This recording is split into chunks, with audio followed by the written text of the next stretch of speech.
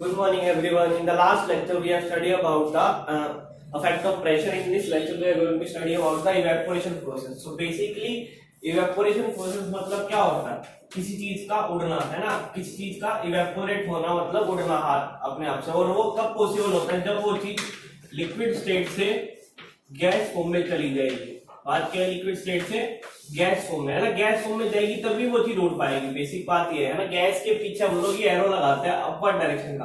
Upper direction का arrow का मतलब क्या है? कोई चीज ऊपर की साइड क्या हो रही है? उड़ रही है, इवेपोरेट कर रही है। बेसिक बात ये।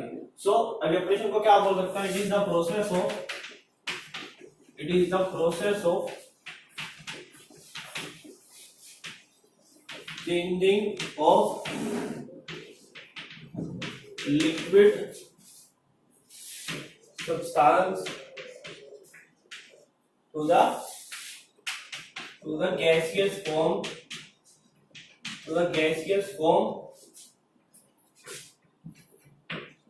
even below its boiling point, है ना? उसके बॉइलिंग पॉइंट से भी कम पे ही वो इवेपोरेट होना स्टार्ट होता है, क्या चेंज होना स्टार्ट होता है। ऐसा पॉसिबल है क्या? देखो, हमने अभी तक बात क्या की थी कि बॉइलिंग पॉइंट ऐसा पॉइंट है, ऐसा टेम्परेचर है, ऐसा टेम्परेचर जिसपे क्या होता है? लिक्विड फॉर्म जो है वो गैस फॉर्म में चेंज होती है। हमने ये पढ़ा था अभी तक, है ना? बट अभी हम बोल रहे हैं कि ऐसा प्रोसेस भी होता है जिसमें बॉइलिंग पॉइंट अचीव भी नहीं है, उससे पहले ही क्या होने लग जाता है? लिक्विड स्टेट जो है गैसियस फॉर्म में कन्वर्ट होना लगता है। बेसिकली ये चीज पॉसिबल होती है, बट इसके पीछे काफी सारे फैक्टर छुपे हो सकते हैं, है ना? बेसिक टेम्परेचर फैक्टर तो है ही। टेम्परेचर बढ़ाओगे तो देखो बॉइलिंग पॉइंट पे एक्सट्रीम होता है इवेपोरेशन, है ना? अगर बॉइलिंग पॉइंट की बात करो, इवेपोरेशन जो है वो मैक्सिमम होता है, मैक्सिमम एट बॉइलिंग पॉइंट,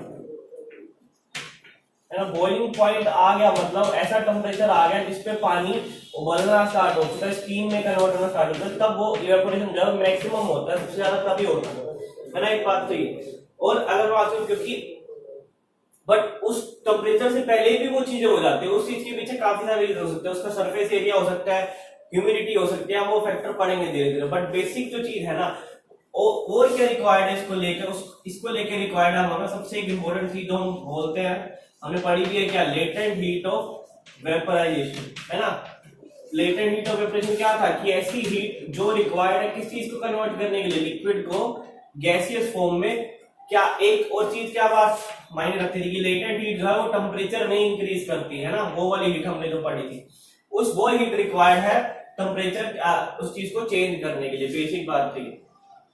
अब देखो, अब क्या होता है, कई बार एक और रीजन है इसके पीछे कि क्यों लिक्विड क्या इवेपोरेट होता है। क्या बोलूंगा कि दो मॉलिक्यूल्स है जो सरफेस पे आपको पता नहीं, ये सरफेस है हमारे वाटर का। मान लो वाटर ले लिया मैंने यहाँ पे, this is the surface of water. Surface मतलब सॉरी अपर मोस्ट लेयर, है ना? पानी की अपर मोस्ट सबसे ऊपर वाली लेयर को बोलते हैं सरफेस हम लोग, है ना? इतना पानी भरा हो तो सबसे ऊपर वाली जो लेयर होगी उसको क्या बोलेंगे? सरफेस।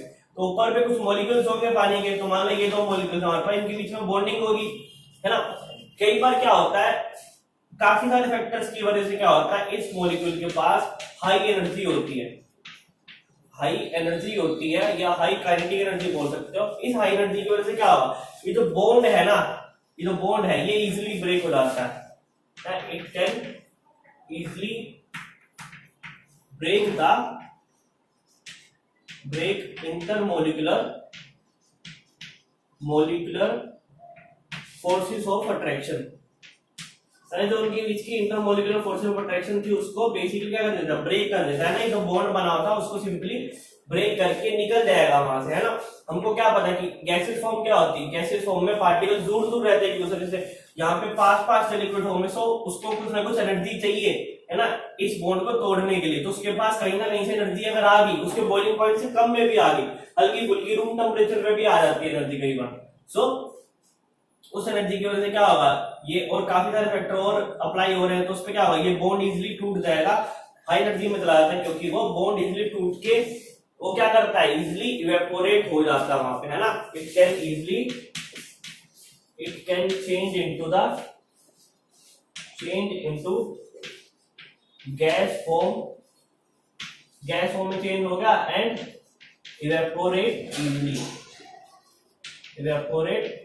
इजीली। सो ये प्रोसेस है इवेपोरेशन का। बेसिकली उसके पास एनर्जी आएगी, एनर्जी से बॉन्ड टूटेगा, बॉन्ड टूटेगा तो गैस फॉर्म में कन्वर्ट होगा ना, बॉन्ड टूट गया दूर चले जाएंगे मॉलिक्यूल्स, और दूर चलेंगे तो गैस फॉर्म में कन्वर्ट होकर ऊपर इवेपोरेट हो जाएगा और it will mix with the air, है ना।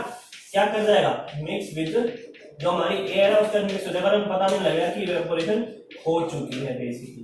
इस तरह से प्रोसेस जो है वो डील होता है हमारे पास किसका, इवेपोरेशन का। तभी आप लोगों को पता है, जैसे हमारे कपड़े जो है आप लोग सुखाते हो तो क्या होता है, वो पानी उसमें से इवेपोरेट हो जाता है ना, ये थोड़ी पानी गायब हो गया, मतलब क्या, वो अपने लिक्विड फॉर्म से गैस फॉर्म में चेंज होकर हवा में मिक्स हो जाता है बाद में। और जितने भी गर्मियों में हमारे जितनी भी चीजें सूख जाती है, मतलब पोछा लगाया या मैंने यहाँ पे गीला कपड़ा मारा जो सूख जाए थोड़ी बहुत, उसका वो क्या है, वो सारा process is known as evaporation. So ये बेसिक मेथड है। अब हम फैक्टर देखेंगे कि किस फैक्टर्स पे बेसिकली इवेपोरेशन डिपेंड करती है। Now let's talk about the factors affecting evaporation, मतलब किस किन चीजों पे इवेपोरेशन जो है डिपेंड करता है, ज्यादा होगा या कम होगा। सबसे पहला पॉइंट हमारे पास टेम्परेचर का। टेम्परेचर मतलब जितना ज्यादा उसको हीट दोगे, जितना टेम्परेचर दोगे तो ऑब्वियस सी बात है क्या होगा, है ना। अगर बोलूं कि मोर द टेम्परेचर से क्या होगा, मोर विल बी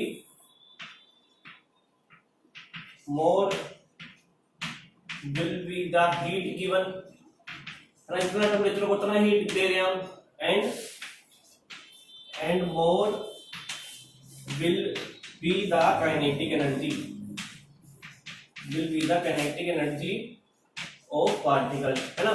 जितनी ज्यादा हीट देते हो किसी चीज को उतनी ज्यादा उसमें एनर्जी होती है, काइनेटिक एनर्जी, मतलब उसकी वजह से उसका मोशन ज्यादा होगा, है, and so easily it will break the bond and more will be the evaporation, तो जितना ज्यादा टेम्परेचर होने वाला है, अल्टीमेट बात ही है, उतना ज्यादा इवेपोरेट होगा वो, है ना। क्योंकि जितना टेम्परेचर दोगे उतना ज्यादा हीट दे दो, आप उसको गर्म कर रहे हो उतना ज्यादा, है ना। उतना ज्यादा गर्म करोगे तो क्या होगा, उनकी काइनेटिक एनर्जी जो है वो इंक्रीज करने वाली है ना। काइनेटिक एनर्जी इंक्रीज करेगी, so easily it will break the bond and more will be the evaporation. So मैं क्या बोल रहा हूं, अल्टीमेट जो रिजल्ट बनेगा मेरा क्या बनेगा, कि इवेपोरेशन जो है मेरे पास, इवेपोरेशन जो है वो डायरेक्टली प्रोपोर्शनल है। डायरेक्टली प्रोपोर्शनल मतलब जितना ज्यादा टेम्परेचर होगा उतना ज्यादा ही इवेपोरेशन होने वाला है। और मैक्सिमम कब होता है, हमने अभी पढ़ा, maximum evaporation will be at the boiling point, है ना। Maximum evaporation at boiling point, ये दो बातें याद रखने की इसमें, है ना। किस तरह से डिपेंड, जितना टेम्परेचर होगा उतना ज्यादा इसका क्या होने वाला है, हमारे पास इवेपोरेशन होने वाला है, बेसिक बात है।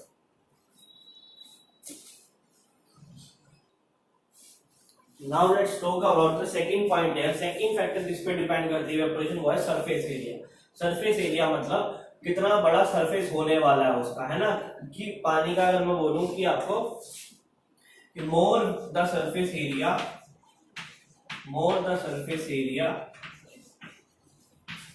more will be the number of molecules at the surface, and more will be the evaporation, है ना। अगर मैं आपको बोलूं, सीधी सी बात है, देखो कि अगर मैं कोई चीज का सरफेस एरिया अगर बढ़ा लेता हूँ, तो मैं बोलूं कि एक कप वाटर मैंने लिया यहाँ पे, है ना। 1 लीटर जो है यहाँ पे मैंने पानी लिया एक लंबे वाले कंटेनर में, एक कंटेनर में लिया काफी बड़ा इस तरह से, इसमें भी 1 लीटर पानी लिया मैंने सेम टू सेम, है ना। यहाँ भी 1 लीटर वाटर लिया। फर्क क्या है, यहाँ पे जो मॉलिक्यूल्स है ना सरफेस पे वो लिमिटेड रह पाएंगे, है ना। मान लो 1 2 3 4 8 मॉलिक्यूल्स है यहाँ पे सरफेस पे, 8 मॉलिक्यूल्स है। और यहाँ अगर मैं बात करूँ यहाँ कितने ज्यादा रह सकते हैं,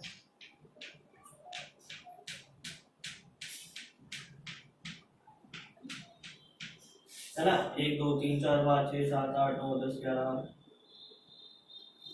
22 मॉलिक्यूल समान यहाँ पे, है ना। मतलब एजम्पशन लगाए तो कितने मर्जी हो सकते हैं, आप जस्ट एग्जांपल ले रहे हैं आप। सो जितने ज्यादा मॉलिक्यूल्स होंगे उतना ज्यादा चांस मिलेगा उतने मॉलिक्यूल्स को बाहर आने का, है ना, उतना चांस मिलेगा मॉलिक्यूल्स को बाहर आने का। और इतने ज्यादा मॉलिक्यूल्स बाहर आएंगे लिक्विड स्टेट से गैस फॉर्म में कन्वर्ट होंगे, उतनी ज्यादा क्या होने वाली है, इवेपोरेशन। सो इसका मान लो जनरल एग्जांपल मैं आपको दूं कि एक स्पॉट पे मैंने यहाँ पे इस तरह से लगा दिया, ये एक स्पॉट पे मैंने एक बार लगाया यहाँ पे, एक स्पॉट को मैं क्या करूंगा यहाँ पे इवेपोरेट मतलब फैला देता हूँ इस तरह। ये देखो मैंने सरफेस एरिया इसका बढ़ा दिया, एक को मैंने ऐसे दे दिया। आप देखना कि इन दोनों में से कौन सा इजीली इवेपोरेट करेगा, आपको क्या लगता है, ये वाला करेगा या ये वाला करेगा, जिसका सरफेस एरिया मैंने फैला के बढ़ा दिया अच्छे से, है ना।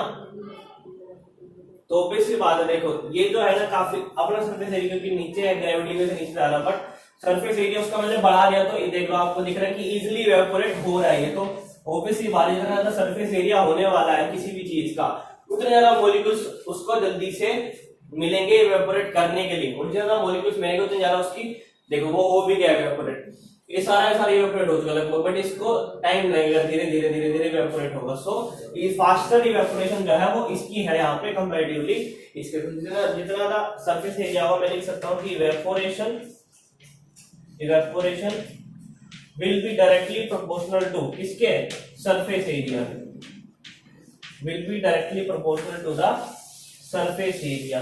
से आप देख सकते हो, देखो वो काफी टाइम ले रहा है, अभी भी उसको लग रहा है, मैं दोबारा कर देता हूँ, मैंने दोबारा यहाँ पे एक स्पॉट लगाया, उसको हल्का सा फैला दूंगा, ये देखो मैं रब नहीं कर रहा, इसको हल्का हल्का फैला रहा हूँ, फिर भी वो इससे पहले दोबारा इवेपोरेट होकर दिखाते हैं, देख लेना आप। तो दोबारा मैंने स्पॉट लगाया उतने पानी का और वो जल्दी इवेपोरेट हो जाएगा, फिर देख सकते हो आप। सिंपल एक्टिविटी है, तो आप लोग पता है, आपको पोछा लगाते हो तो क्या होता है, फैला के लगाते हो, है ना। बिल्कुल अगर घर पे कभी पोछा लगाया होगा तो फैला देता है, उससे क्या होता है, यार कपड़े गिले होते हैं तो उसको फैला देते हो, ऐसा नहीं कि एक साथ मोड़ के रख दोगे। फैलाने से क्या होगा, सरफेस एरिया इंक्रीज होगा, उसका सरफेस एरिया इंक्रीज हुआ तो इवेपोरेशन जो है वो फास्टर होगा, जल्दी होगा और ज्यादा होगा, है ना, फास्टर हो सकता है ना। मोर विल बी इवेपोरेशन, या कह सकता हूं फास्टर इवेपोरेशन जो है यहाँ पे होने वाला है, ये ठीक है, देख सकते हो वो लगभग इवेपोरेट दोबारा से होने लगा और ये अभी भी टाइम ले रहा है यहाँ पे। सो ये सेकंड फैक्टर था इवेपोरेशन का। नाउ थर्ड फैक्टर की बात करेंगे हम लोग। थर्ड फैक्टर हमारे पास ह्यूमिडिटी। ह्यूमिडिटी बेसिक क्या होता है, ह्यूमिडिटी डिस्क्राइब करता है कि कितना अमाउंट ऑफ वाटर है, amount of water content in the air. तो अगर एयर में पानी ज्यादा है ना, पानी ऑब्वियसली वहां पे वेपर फॉर्म में होगा, अगर एयर में पानी ज्यादा है तो उस एयर को बोलते हैं ह्यूमिड या डैम्प, है ना। अगर लेस अमाउंट है वाटर का, less amount of water in air, तो उस एयर को बोलते हैं हम ड्राई एयर, ड्राई एयर बोलते हैं, या लेस ह्यूमिड, है ना। लेस ह्यूमिडिटी की एयर है, ये एक पॉइंट ये हो गया हमारा। सेकंड पॉइंट, अगर ज्यादा अमाउंट हुआ, अगर मोर अमाउंट हुआ पानी का, किसमें, हवा में, more amount of water in air, then this air will known as damp air या मोर ह्यूमिड, ज्यादा ह्यूमिड कहलाएगी, ज्यादा ह्यूमिड या ज्यादा मोर ह्यूमिडिटी, सिंपल कुछ भी बोल सकते हैं ना। सो ये ह्यूमिडिटी का मतलब होता है कि कितना अमाउंट ऑफ वाटर होगा एयर में। आप खुद थोड़ा सोचो कि अगर हवा में, अगर एक पॉन्ड की बात करूं या कोई रिवर है ना, तो उसमें से अगर पानी का कंटेंट, जो पानी के मॉलिक्यूल्स को ऊपर जाना, और ये हवा है हमारी, है ना, ये एयर है हमारी, this is the air and this is the river. खुद बताओ, अगर पहले से ही कंटेंट, जो एयर में कंटेंट है, वो मॉलिक्यूल्स है वो ज्यादा पड़े हैं, अगर पहले से ही मॉलिक्यूल्स जो है वो ज्यादा पड़े हैं हवा में, तो क्या होगा, अगर ज्यादा पहले से क्राउड है कहीं, तो क्या वो मॉलिक्यूल्स और मॉलिक्यूल्स एंटर करने देंगे, अब नहीं करने देंगे, ऑब्वियसली बात है। ये मॉलिक्यूल्स अगर ज्यादा है तो एंटर नहीं हो पाएंगे, है ना। अगर यहाँ पे एयर जो है वो मोर ह्यूमिडिटी की है, मोर ह्यूमिडिटी की एयर मैंने ली, पहले से अगर मॉलिक्यूल्स उसमें ज्यादा है तो ये जो एंटर होंगे मॉलिक्यूल्स तो और ज्यादा भीड़ बढ़ेगी, तो क्या करेंगे, ये वाले मॉलिक्यूल्स नीचे वाले मॉलिक्यूल्स को एंटर नहीं होने देंगे, धक्का देंगे इनको वापस नीचे कि मत आप, क्योंकि हमारे यहाँ जगह नहीं है, वो इनको और कहाँ पे बैठाएंगे। अगर मैं आपको बोलूँ कि आपके घर में 10 मेहमान है ना, पहले से 10 मेहमान है, आपके पास जगह ही पहले से 8 की थी या 10 की थी मान लो, है ना, और अगर और मेहमान आए आपके घर, मान लो 15 मेहमान आ गए, तो क्या 10 वाली जगह पे आप बिठा पाओगे उनके? नहीं, नहीं पॉसिबल ना। तो ऑब्वियसली बात इस तरह ही है, ये नई चीज ऊपर एंटर होने जा रही है, तो पहले से यहाँ पे ह्यूमिडिटी ज्यादा है एयर की, तो जल्दी से इवेपोरेशन नहीं हो पाती, सिंपल सी बात है। सो अगर मैं बोलूं कि इवेपोरेशन कब हाई होगा, इवेपोरेशन जो है वो इनवर्सली प्रोपोर्शनल होता है किसके, ह्यूमिडिटी के। जितनी ज्यादा ह्यूमिडिटी होगी, ज्यादा ह्यूमिडिटी होगी तो इवेपोरेशन कम होने वाली है डेफिनेटली। तो मोर पॉइंट क्या लिख सकते हैं यहाँ पे, मोर ह्यूमिडिटी देन लेस इवेपोरेशन, और अगर लेस ह्यूमिडिटी होगी तो इवेपोरेशन ज्यादा रहेगा। ठीक है, ये बात समझ आ गई आप लोगों को? सिंपल सी बात है। देखो दो चीजें हमने पढ़ी कि ह्यूमिडिटी क्या होती है, अमाउंट ऑफ वाटर कंटेंट में, और लेस अमाउंट होगा तो ड्राई एयर बोलेंगे। तो जितना मतलब मैं बोलूं कि जितनी ज्यादा ड्राई एयर होगी उतना ज्यादा इवेपोरेशन ज्यादा करेगा, है ना। ड्राई एयर में क्या होगा, मोर इवेपोरेशन होने वाली है, यहाँ पे मोर इवेपोरेशन हो सकती है ड्राई एयर के केस में, पहले से हवा में अगर पानी का कंटेंट कम है तो हम इजिली डाल सकते हैं यहाँ पे। तो अगर मैं बोलूँ कि जैसे तो जो समुद्र वाले इलाके के जो हमारे जैसे मुंबई वगैरह शहर हो गए, वहां पे क्या होता है, ह्यूमिडिटी ज्यादा रहती है ना। जो सी के क्रॉस वाले जो हमारे पास स्टेट्स हैं उनमें ह्यूमिडिटी ज्यादा रहती है, ह्यूमिडिटी ज्यादा रहेगी तो वहां पे क्या है कपड़े और हमारा पसीना भी जो है वो इजिली सूखता नहीं है ना, कहने की बात है। तो इसलिए humidity should be low to create more evaporation. Now the last factor of the evaporation is wind speed, है ना। हवा की स्पीड की बात कर रहे हैं तो ऑब्वियसली बात है जितनी ज्यादा स्पीड होने वाली है तो मोर will be the wind speed, more will be the evaporation, है ना। जितना ज्यादा विंड स्पीड होगी ऑब्वियसली बात है कि मतलब हवा जितनी तेज चल रही होगी उतनी जल्दी इवेपोरेशन होगा। आपने देखा जिस दिन हवा तेज चल रही होती है उस दिन हमारे कपड़े जल्दी सूख जाते हैं, बट अगर बात करूं कि हवा नहीं चल रही तो इवेपोरेशन की स्पीड जो है वो काफी स्लो रहती है, काफी कम रहती है। बेसिकली स्पीड की बात करें द मोर या faster will be the evaporation. तो मैं बोल सकता हूँ कि इवेपोरेशन जो है वो क्या कर रहा है, डायरेक्टली डिपेंड कर रहा है किस पे, विंड स्पीड पे, है ना। सो बेसिकली हमने 4 फैक्टर पढ़ लिए। क्या क्या देखो, फर्स्ट क्या था, मैं हल्का सा रिवाइज कर लेते, क्या था, इवेपोरेशन जो है वो डायरेक्टली प्रोपोर्शनल था किसके, डायरेक्टली प्रोपोर्शनल ऑफ टेम्परेचर के, डायरेक्टली प्रोपोर्शनल था, है ना।